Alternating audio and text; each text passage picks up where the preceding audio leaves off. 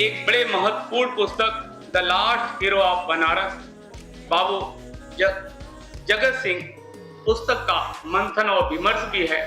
तो हम लोग काशी वैभव और उस काशी वैभव में एक बड़े महत्वपूर्ण वैभव हम लोग प्रत्येक दिन, मैं पहाड़िया का रहने वाला हूँ और उसी जगतगंज होकर ही कहीं चौका घाट पार करते हुए, पांडेपुर पार करते हुए हम लोग पहाड़िया पहुँचते हैं।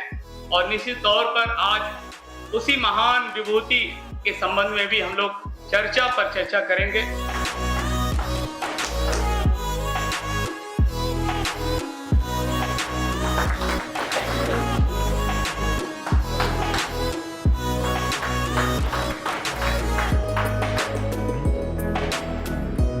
बाबू जगत सिंह पुस्तक के विमर्श में सबसे पहले प्रोफेसर अरुण बंदोपाध्याय सर को सुनेंगे। मैं आमंत्रित करता हूं कि sir.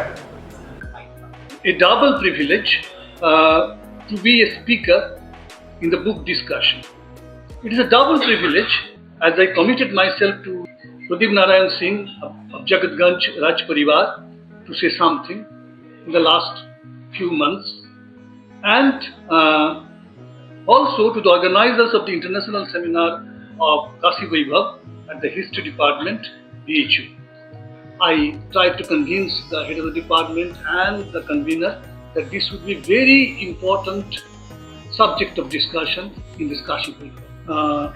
So I am grateful to Professor Ghanshyam, HOD, and Dr. Satpal Yadav, convener of the seminar, for finally including the book in the discussion in the program.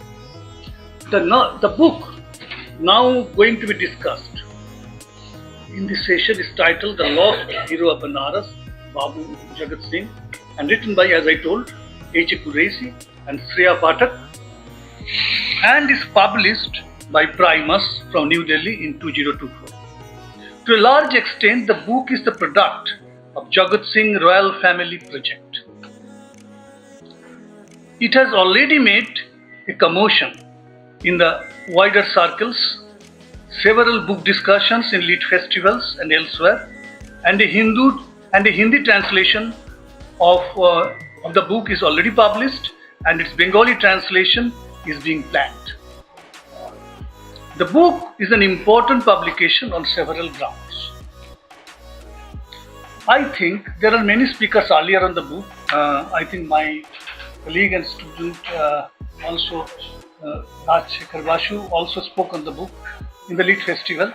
I think there are three aspects. There are three aspects of the book which may be highlighted today in this discussion. Number one, the history of writing this book. What is the history of writing this book? And associated research and its reception. Second, the history that this book intends to focus regarding the long history of India's struggle for freedom.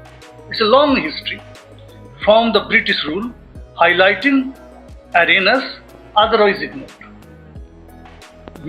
minimized or misinterpreted. So those aspects of history this book like to highlight.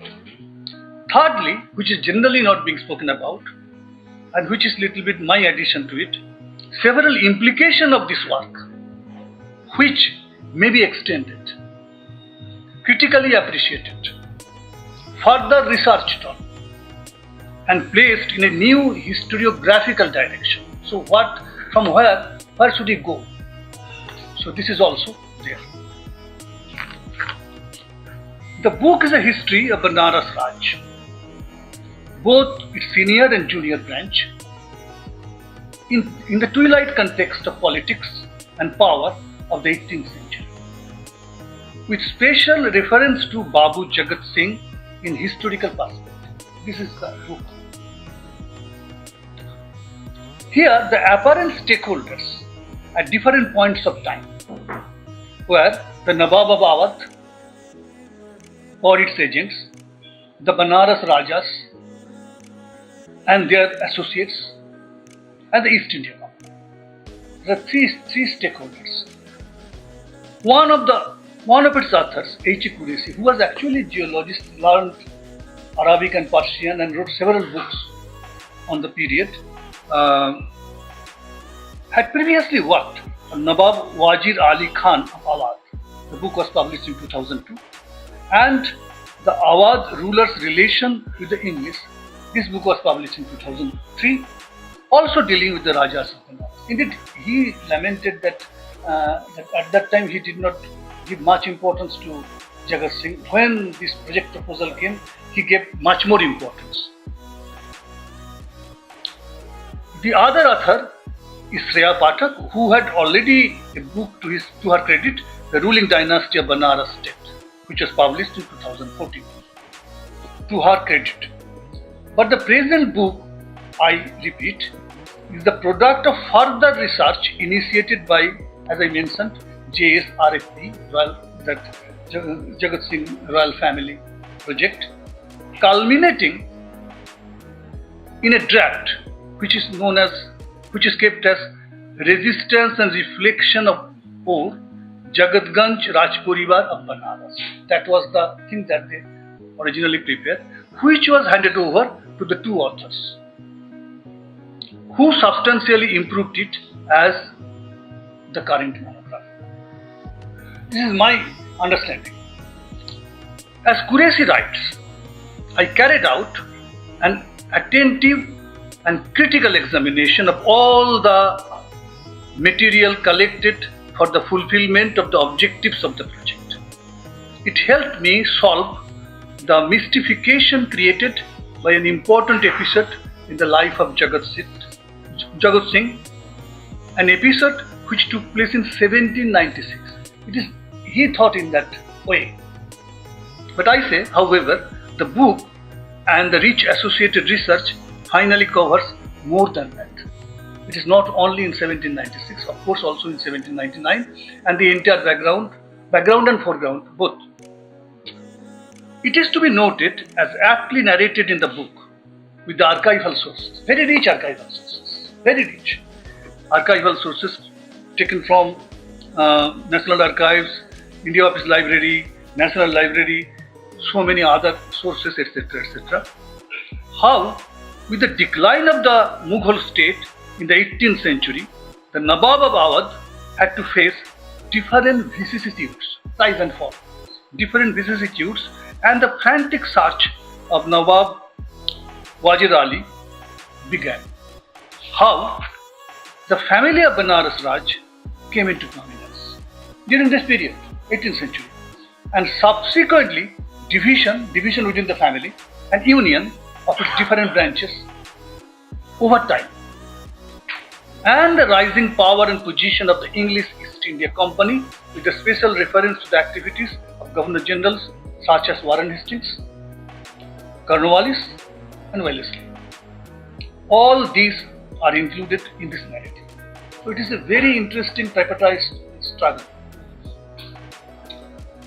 The important change of the late 18th century cannot be understood without an idea of the economic change that had occurred in Benares in the course of the 18th century. It was not only a sacred city in India for ages. Of course, it is a sacred city in India for ages. But as Chris Bailey has pointed out, that by the 18th century, it was one of the largest urban centers in the whole of India. His book of the 18th century is very important, whole of India. It is populous, as I told in the previous session, that 2 lakhs people were residing here, next highest to whole of India. So there is a difference, because Bailey said that in terms of business, actually Delhi business was a little bit higher, but not in terms of population, probably at the end of the 18th century. It is populous, indeed larger than many European cities. Its Jamindars were strong and ambitious. It is in this context that the family history of the Benares Raj is to be seen. The family of Mansram is often identified as the founder of Benares Raj. His father was Manoranjan Singh, a Trikarma Brahmin or Gautama Bhumihar, tracing his ancestry from Sri Krishna, the Purohit of Raja Banar in Banaras in the 11th century. So that was the lineage. Manoranjan had 4 sons, and of them Mansram and Dayaram had been employed under Mir Rustam Ali, the Naib of Nawab Awadh. Soon the differences came, and Mansram got the contact of 3 Sarkars of Banaras, Jaunpur and Chunar in lieu of ancestral tribute of rupees 13 lakhs. Mansram got 3 jamindari for his son Balwant Singh, who became Raja in 1740. Balwant Singh later made his 18 inherited Parganas to 96 by conquest, before his death in 1770. Look just how the history goes. Dasaram, who had been the immediate ancestor of Jagatganj Raj Parivar, also strengthened himself and his possession, and despite occasional conflicts with Balwant Singh, he made rapprochement with him. Actually, sometimes joined hands with him. However, after the death of Balwant in 1770, a conflict of succession began. Jagat Singh, grandson of Dasaram, was a claimant in terms of direct blood and caste lines. However, finally Choit Singh, son of Balwant through his Rajput wife, was nominated, and Choit Singh continued his rule till 1781. So 11 years, when he was deposed after a revolt. Then Balwant's grandson, through his daughter's line, Mohib Narayan Singh, who died in 1795, was selected through the company's consent, who was followed by Udit Narayan Singh, who continued his rule till his death in 1835. So this is the chronological story. In the meanwhile, an important event occurred in the history of Banaras. In 1775, the English East India Company compelled the Nawab Asafuddullah of Awadh to hand over the Jamindari of Banaras to them. After which the Banaras Raja had to pay revenue to the company only. Of course, the terms were there, but they had to pay, not the Nawab. As a result of the new treaty of 21st May 1775, Banaras had become a part of English territory. An English resident was placed in the Raja's court. After the deposition, that means of Choit Singh in 1781, Jagat Singh again made his claim for the Banaras Raj, but this time also it was postponed and rejected. Such prayers went on in the early 1790s, but with no effect. It was at this juncture, with the active collaboration of Nawab Wajir Ali, who was a dissident at that time, that Jagat Singh managed to make an outbreak of resistance on 14th January 1799, when the resident Cherry and his aides, resident of Banaras, Cherry and his aides were killed, and the magistrate Samuel Devils and his family were also attacked, but somehow he escaped. Jagat Singh was first punished with a death sentence. Then it was modified by a life imprisonment, but before it was implemented, he jumped in the Ganges for Jalo Samadhi, as the book suggests, on 20th October 1799. This is a rough storyline. The book thus made an important claim that an anti-British armed struggle in Benares had already been made in 1799 under the leadership of Jagat Singh, and that it was made only when the legal claim of Banaras was repeatedly rejected. Banaras repeatedly rejected. It is to be treated as a significant part of early British resistance. Early resistance against the British. We now turn. This is the how the book is written. We now turn to history that this book intends to focus on the long history of India's struggle for freedom from British rule, highlighting chapters, issues, persons either blatantly ignored or minimized or misinterpreted. It is now generally accepted that India's struggle for freedom did not begin in 1885, when the Indian National Congress was established. There are different kinds of awareness of India's subjection and protest against it in between 1858 and 1885. Moreover, the very mutiny of 1857 is now projected as a revolt. The Sipahi mutiny is called the revolt of 1857 as a revolt, thanks to the works from Savarkar down to Eric Stokes. They all actually pointed out this thing, amongst others. There were also various peasant and tribal revolts prior to 1857, which is also considered part of the primitive resistance. Over and above all of them, it is now claimed that such resistance may also be found in the later 18th century, be it the Sannyasi rebellion in Bengal or the revolt of the Polygars in South India. It is strange to find almost a coincidence of Jagat Seth's resistance in 1799 with the Polygar revolt of 1798-1800, almost the same time, where the leading role was played by Kattabomma, in the film it is Shivaji Ganesan. In the film on that thing. As per the tradition of his times, Jagat Singh was given traditional education but also acquired current learnings of the time. It made him a great lover of Persian and he established a rich library of literature. He was also an Amil of repute of his ancestral Jamindari of Shivpur.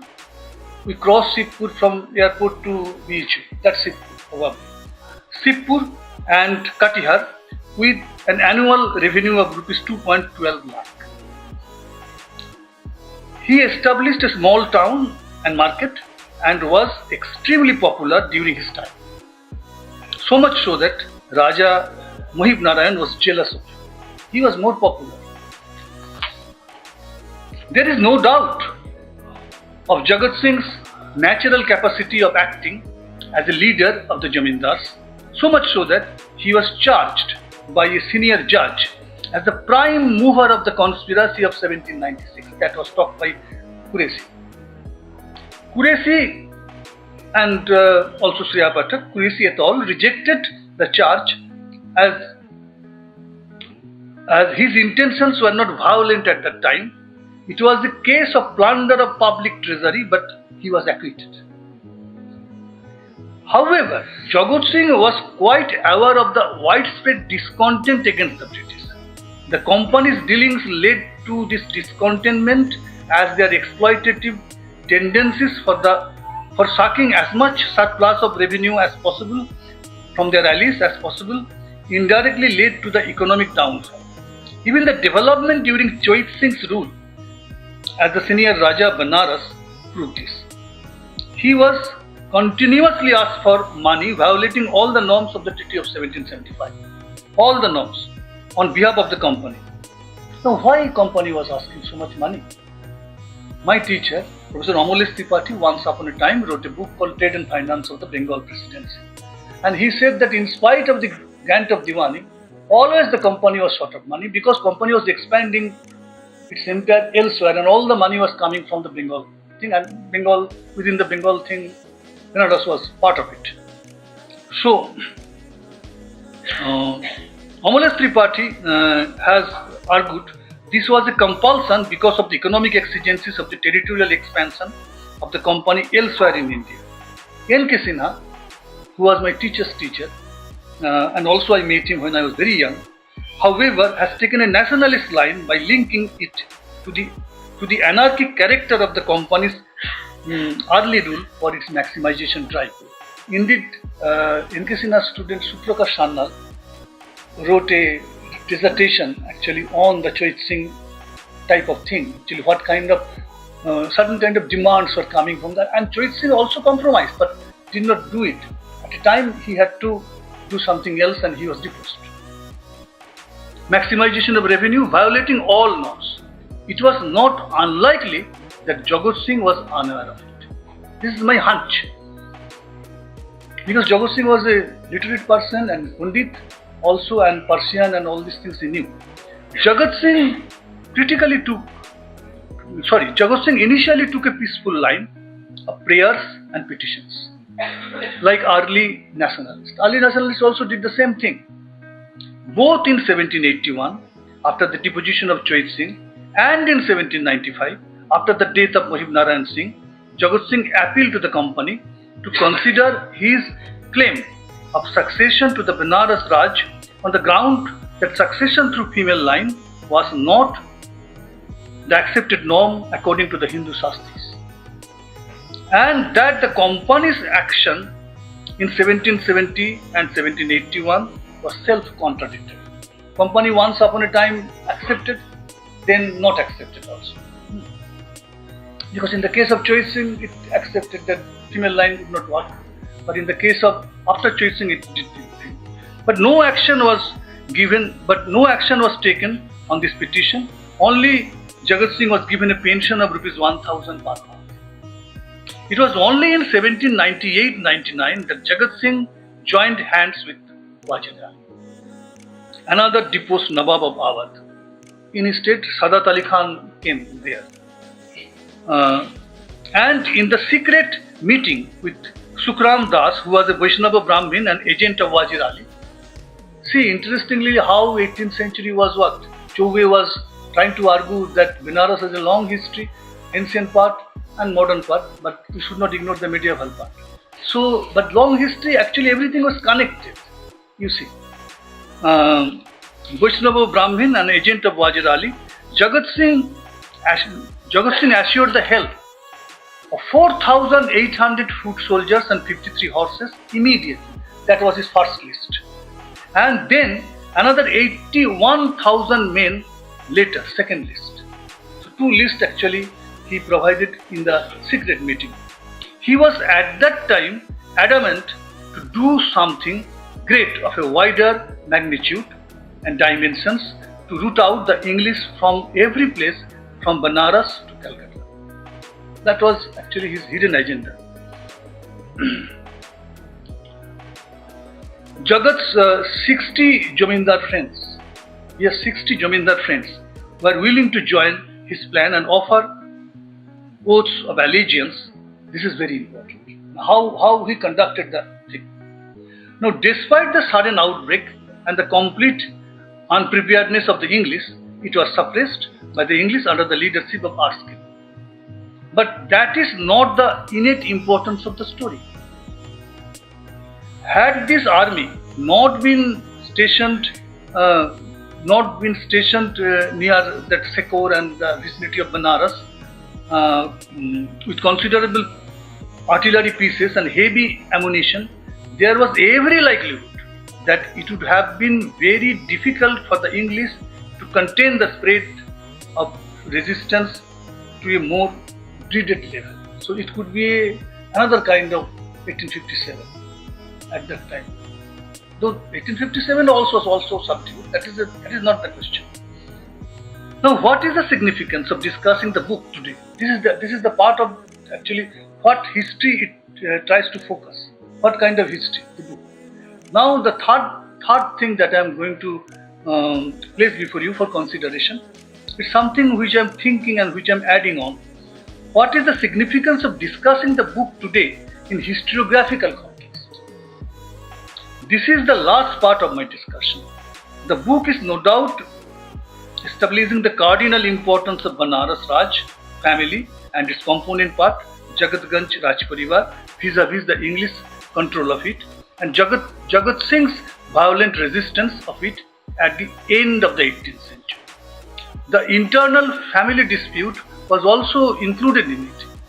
In this sense, it is part of a long story of freedom movement. Here the undisputed hero was Babu Jagat Singh. However, what are the other implications of the book which may be extended, which may be critically appreciated, which may be further researched on, and by this way may be placed in the new historiographical direction?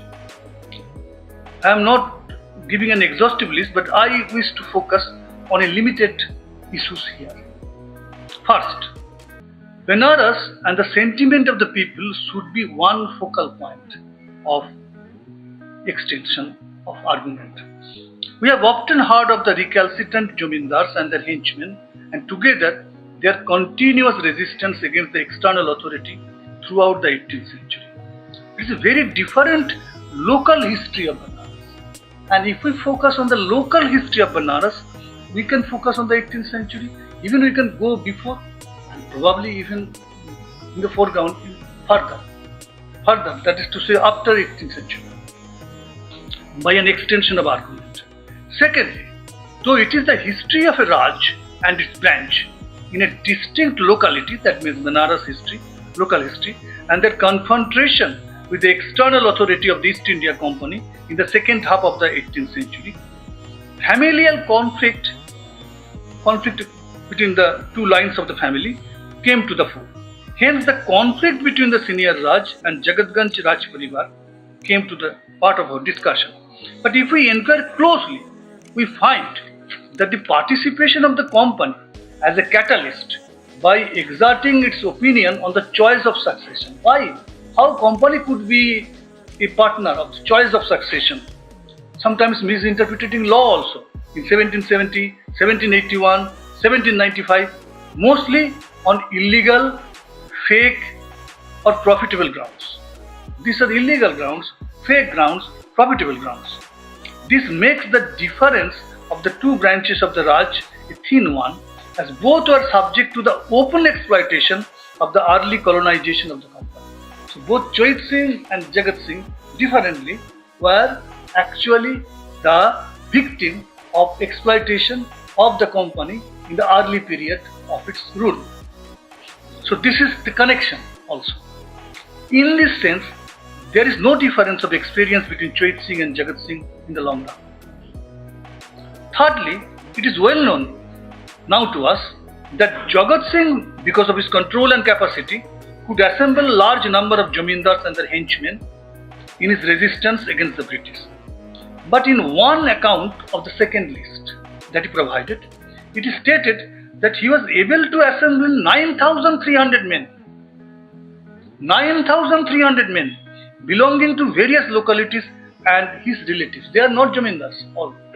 They are actually other kind of persons to take part in this resistance movement. Who are they? More research on them is required. These people, 9,300 people. Fourthly, like the early nationalists, Jagat Singh first took recourse to prayers, and when they were not heard, developed resistance against the British. But in spite of these mixed methods, his name and influence created ripples of fear among the authorities of the company's administration. So much so that even after the suppression of the revolt, Jagat Singh was given the punishment of a death sentence, and later on it was changed because it was said that he was a Brahmin. But many Brahmins were also given death sentences. So that is not the main issue. It was given to life imprisonment in distant St. Helena. Not here, but distant St. Helena. Why? Because even after the suppression of the revolt of Jagat Singh was fear to the English authorities. Jagat Singh was a fear, standing fear. So he was sent St. Helena, and he was not punished for that because it was thought probably that it would create further discontent. This suggests the early colonial rulers considered the early resistance very seriously. So the later resistance which took place, for example, during the mutiny or the revolt, and also during our national movement. That was important. Yes, I'm now finishing. Okay. Fifthly, it is apparent that Jagat Singh was the most important symbol of this early resistance against the company's rule in Banaras and elsewhere. But his descendants did not do so during the time of the Great Revolt of 1857. His grandson Fateh Narayan Singh rendered his service to help rescue Lieutenant Takar and other English gentlemen during the calamity of 1857. He was also involved in various other philanthropic and educational activities during the British Raj. Though it seemed apparently strange, in a deeper sense it was not. It was not a strange thing. It is part of the aristocratic reaction. Aristocratic reaction both before and after the mutiny, as argued by historian Metcalfe. It is also not to be forgotten that the Bengalis, who were mostly silent during the revolt of 1857, became arch nationalists and revolutionaries later. So how do you actually compromise these two trends? Here, the case was apparently just the opposite, because Bengalis was not the revolting thing, but they became later on. It suggests that the long story of our national movement had different phases with distinct ideas, various visions and participation at various times. This brings us to the final part of the implications of the book, so aptly called Lost Hill. We think that the early colonialism of the company, mostly extending in the last 4 decades of the 18th century, was a very, very distinct phase, both for its naked subjection and extortion. Because British Raj, victorious times, so many things were talked about, but the company was not. Tribes plunder were going on, so that was naked completely. Whatever is to be plundered is to be plundered. It is not the British Raj of later times. So that is that phase, both for its naked subjection and extortion. Naturally, the early resistance to the company's rule was also very difficult in terms of its plan, rapidity and execution. It required different kinds of courage, capacity and commitment. Though mostly unrecognized by later historiography, it has subtle meanings and therefore a legacy which has to be unearthed and imagined in the long history of freedom movement by various ways. Hence lies the real recovery of what is lost. The real recovery of what is lost with Jagat Singh, the hero of Banaras, and what is gained later in Indian history. Thank you. निश्चित तौर पे इस काशी के वैभव 3 दिवसीय अंतर्राष्ट्रीय संगोष्ठी में हम लोगों को कुछ ऐसे वैभव के बारे में जानकारी मिल रही है जो कहीं न कहीं काशी के गौरव हैं। इसी कड़ी में क्रिटिकल एग्जामिंग के लिए पुस्तक के मैं doctor Priyanka Jha ji, assistant professor department of political science, मैं आमंत्रित करता हूं।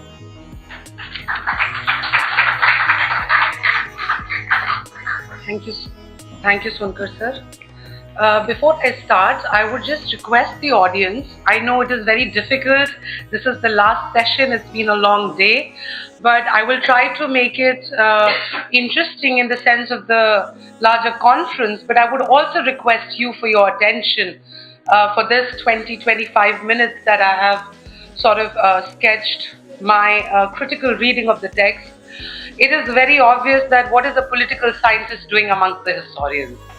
But as you would know that political science has many subfields, and one of the fields that I work in, I specialize in and I've been trained in is history of ideas, is history of political thought. And I think that is my entry into reading this text. So I would be reading this text as a political theorist, but also as a person who's interested in thought, who's also interested in how institutions come about and how there is the precursor of this period of the 18th, very interesting 18th century that this text unpacks for us. Because as before me, Professor was speaking about, the history of anti-colonial struggle. It doesn't start with 1857, but there's a longer history in which he's invoking Savarkar. And I'm thinking about 1907, his book, which is called The First War of Independence, in which Savarkar is actually arguing that the history of colonial past is rather problematic because 1857 should not be seen as a sporadic revolt that was happening in different parts of the country, but there was a certain kind of organization and scheme. I think one of the most important interventions of this book is to sort of trace, as we've had a lot of book discussions around this text, and I had the opportunity to be part of the conversation, and I was basically arguing about how this book is a great intervention in terms of the nationalist history, in terms of the local history, the regional history, but most importantly, the history of this little history, the micro history, which many a times is lost in the meta-narrative. So it's not 1885 with Congress emerging as the vantage point of the nationalist struggle, but it takes us to Banaras and position Banaras significantly in the larger map of the nation in terms of what happens here. The history of Banaras, its entanglement with the history of Awadh, its entanglement with Bengal, and most importantly, the interventions which are emerging in the larger narration, whether we want to take the conservative historiography that you have in the writings of people like Radha Mukund or Savarkar, or the nationalist historiography of Bipin Chandra Pal, or the Marxian history of P.C. Joshi or Kosambi, or for that matter, I would also like to bring the feminist history here. So before I really start looking at it critically, I will take 5 minutes for me to sort of unpack how did I read this text, what is important, what is significant, how does it help. And there are many scholars, young scholars, I can't take the courage because to sort of tell my colleagues, my senior and my esteemed colleagues, as to how do we read a text critically, but it might be useful for all of us to sort of see that how from an intellectual history perspective one can look at this text critically. And I'm taking both the textual and the contextual approach, very significantly laid out as politics of hermeneutics. So I'm going to use the methodology of hermeneutics to sort of interpret this text and see what are the missing gaps. But before I come to the gaps, I would want to quickly flag, as I said, that there are these brilliant 7 chapters which lays out the history of Banaras. It lays out history of Purvanchal. At so many occasions while you're reading this text, you feel this is our very own Game of Thrones.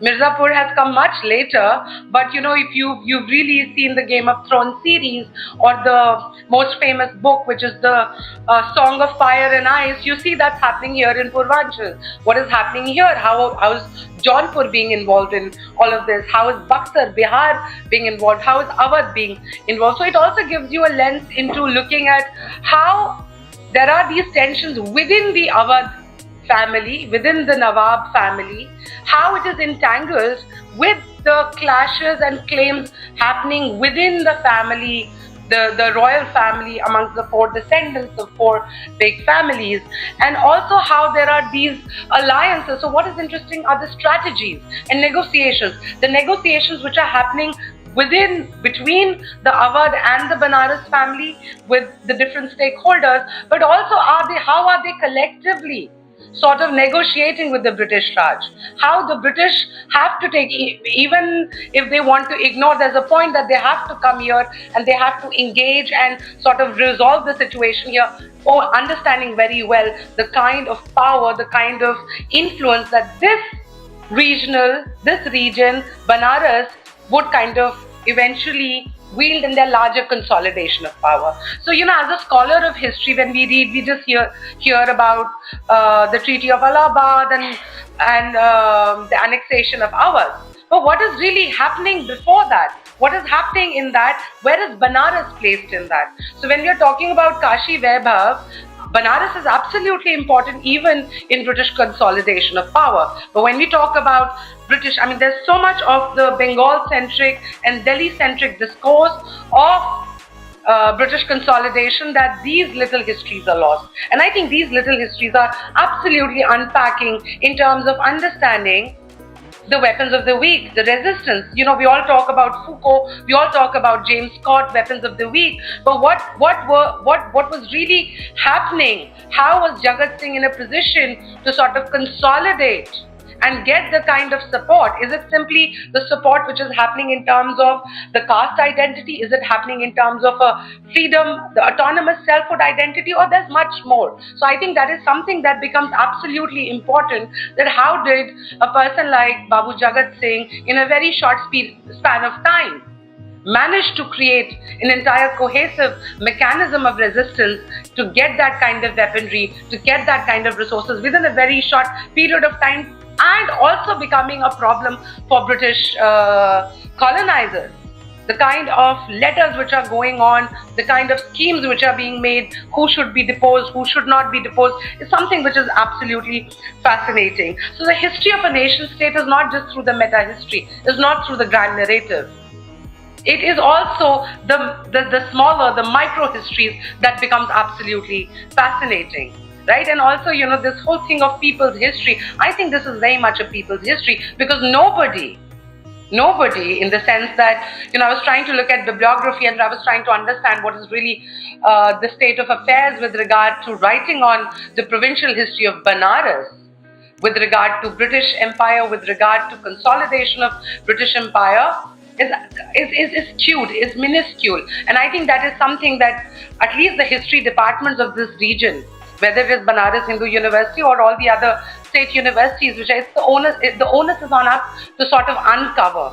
Right now, it is the effort of the research committee and the family that decided to unearth and do this arduous work of 5 years of getting the documents for us. They've actually shown us how they've managed to do this. I think this needs commendation, because this kind of research is not happening in the university, should be happening in the university.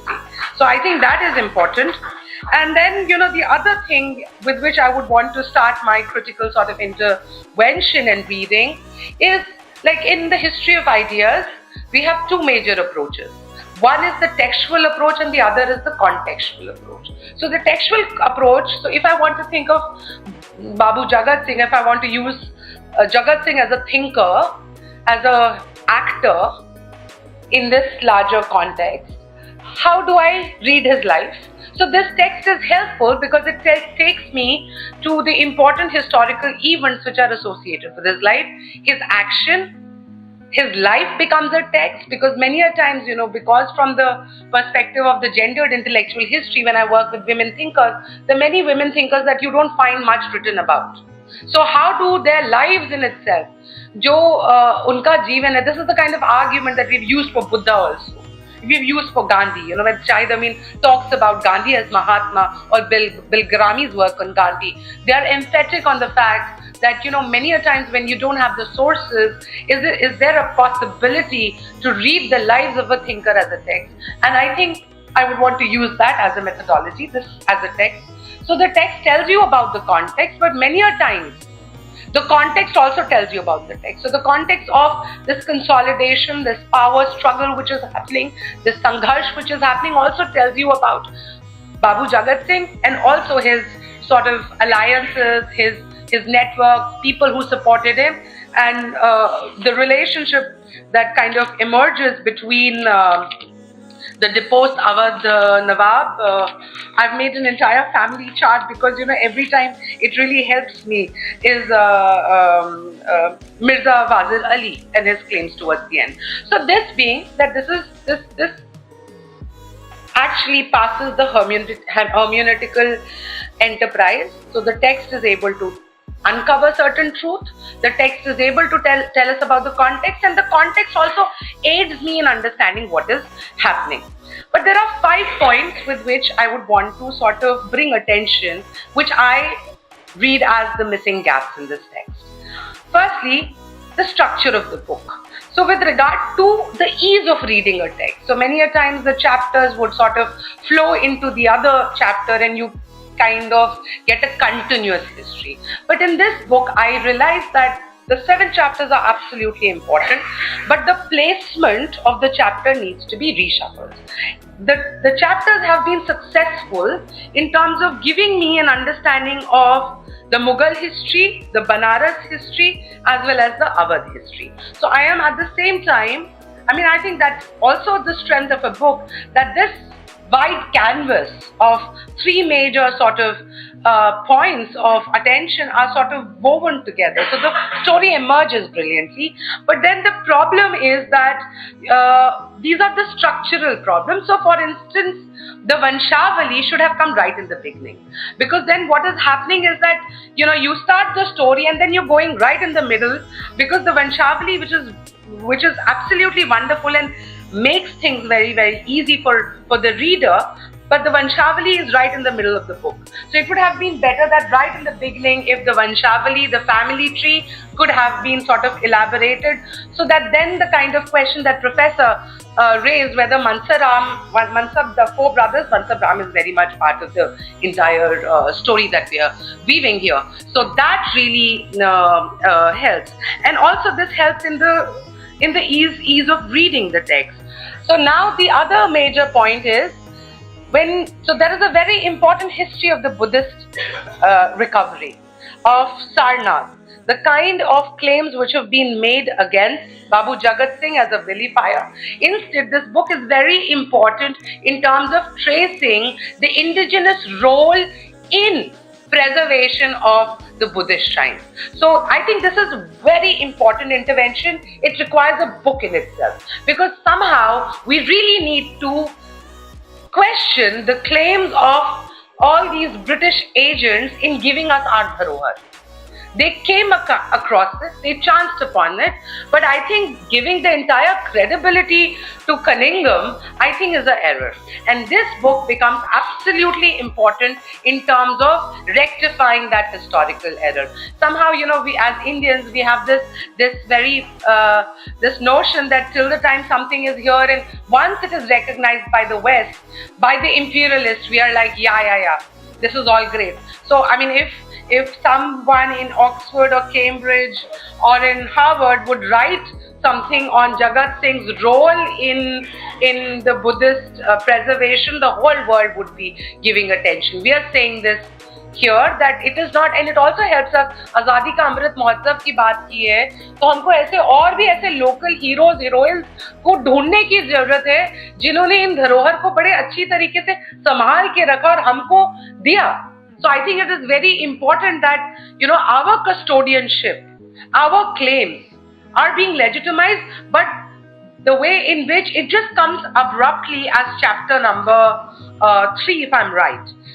So it should either come towards the end, or we need an entire, because there's a story which is going on about the consolidation. And I'm talking about the structure of the book, and all of a sudden there is this important story of Babu Jagat Singh's role in the excavation and preservation of Sarnath. So I think it requires a book in itself. I think somebody should do that research. If I was in the history department in ancient India, I would have encouraged that research. So the Buddhist expedition and the role of the Indian ruler should come. And the third major argument is with regard to the uncritical reading of Jagat Singh. So I think this book really requires a biography, intellectual biography of Babu Jagat Singh in terms of tracing his life. Because it starts, there are only 2 pages, page number 40 and 41, which is talking about his training in Persian, his rule, and his early life, and then it is completely focused on what he's doing. I think it really, really requires for us to trace the life, training and evolution of Jagat Singh. How was he as a young boy? How was he as a young zamindar? What were the things which were happening? What were the alliances that he was making? For us to make sense that later in 1790, when the revolt, the precursor of the revolt is happening and that outright uprising is happening, it becomes very important for us to uncover, understand the life of Jagat Singh, because then there is this problem that we can use our 21st century understanding and try to understand the intention of what Jagat Singh was saying, what Babu Jagat Singh was like. He was kind-hearted and everything. And okay, I will just finish with the last argument, with regard to the objective assessment, because many a times this is also a personal thing. If I was to write something, many a times this is a problem that I also face when I engage with women thinkers and writers, that, you know, Priyanka, you are not looking at them particularly. You're not looking at the gaps. You're not looking at, probably you're reading too much. You're assuming too much. You're assuming that maybe Mahadevi was all this amazing, but maybe she had her own sort of challenges. So also the objective sort of assessment becomes absolutely important. And the last argument is the subaltern argument, sir. I mean, I can't not talk about it, because right now we know the history. It's a top history. We know about the princely state. We know about the rulers. There is a lot of critique of the British oppression. There's a lot of critique of the kind of exploitative mechanisms, how they were acquiring things, how they were asking for more and more, how they were asking for more elephants, how they were asking for more horses. So this is a history of exploitation to which Jagat Singh was resisting. But I'm curious, and I'm not placing this to Babu Jagat Singh, but the entire zamindari state, the class, how were they trying to get their own sort of resources? Was it as simple that you go and you ask for the car and they will give? So there's also the need to have a certain kind of critical understanding as to how the peasants were reacting. How were they reacting to this whole enterprise? Because obviously there is pressure. There's pressure from the colonizer that you have to produce. But then how are they meeting out their requirements? What is their relate? So that also gives us a very interesting sense into the material history. And also in the first chapter, we start with the spiritual nature of, so obviously it's very interesting, of Banaras. We have so much work on Banaras as the spiritual haven, and then we move to Chris Bailey. What is happening in the middle period? What is happening? What about the literature? What about the historical work which has happened from ancient? It's what is happening like from say 5th, 6th century to the 18th century, and it just is abrupt. So as a reader, I would be interested in understanding how are things happening, but nevertheless, this is a great intervention. I thoroughly enjoyed reading this book, and I would just like to use this opportunity to thank the organizers, Satyapal sir, Seema ma'am, Sonkar sir, Ghanshyam sir, everyone from the history department for giving a political scientist a chance to read the text personally. Thank you.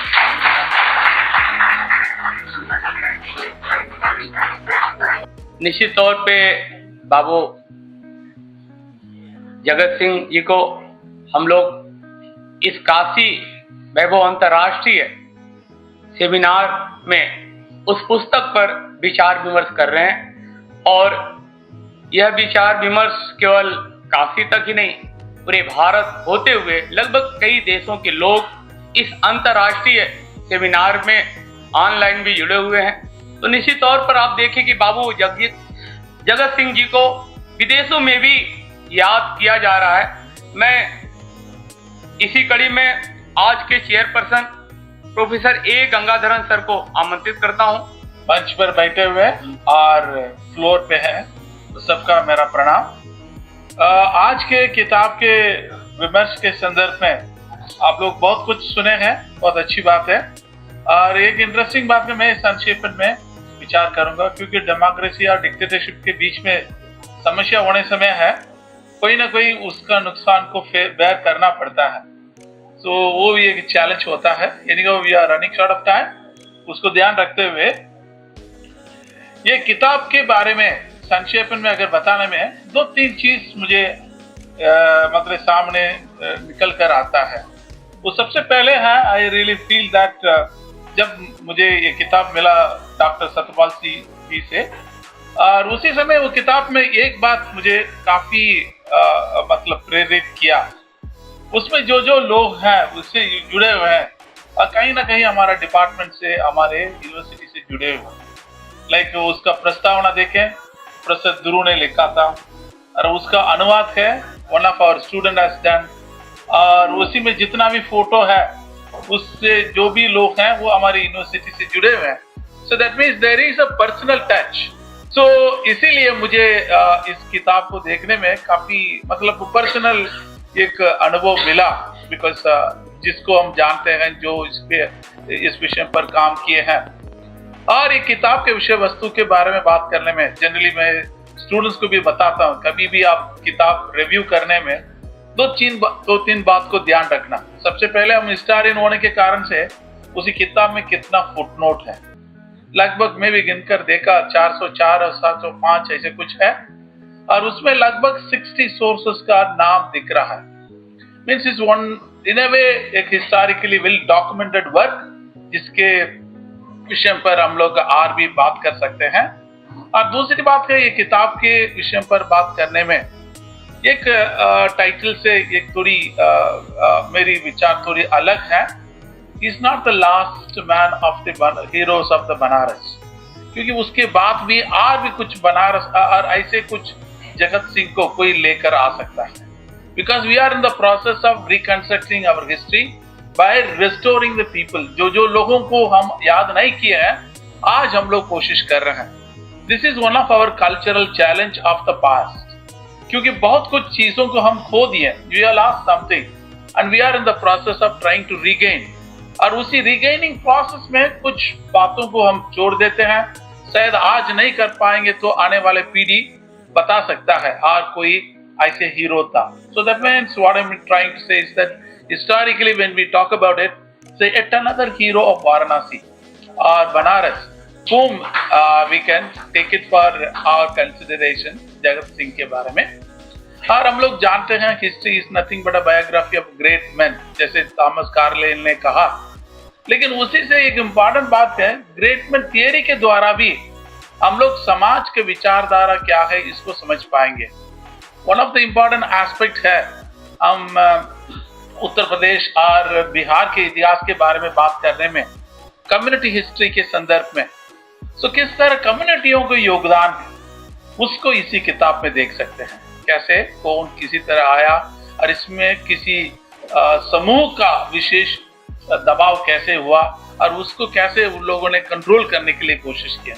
Somewhere down the line जहां nation नहीं है वहां community होता है। So that is how we in a larger sense आजकल community को national रूप से देखते हैं। सो इसीलिए एक तरीका में एक कम्युनिटी हिस्ट्री का एक अनुभव इस किताब पढ़ने से मिलता है। और एक इंटरेस्टिंग बात है, इसी किताब के द्वारा हम देखने में हमको सामने मतलब विचार करने के लिए मौका मिलता है। दैट्स अबाउट वाराणसी के और बनारस के संदर्भ में किस तरह अंग्रेजों ने डील किया है। जैसे एक बात हम जानते हैं, ईस्ट इंडिया कंपनी का पर्पस है, ऑफ कोर्स पॉलिटिकल एजेंडा था, लेकिन उससे ज्यादा उनका मेन फोकस था इकोनॉमिक बेनिफिट के लिए और इकोनॉमिक एडवांटेज के लिए।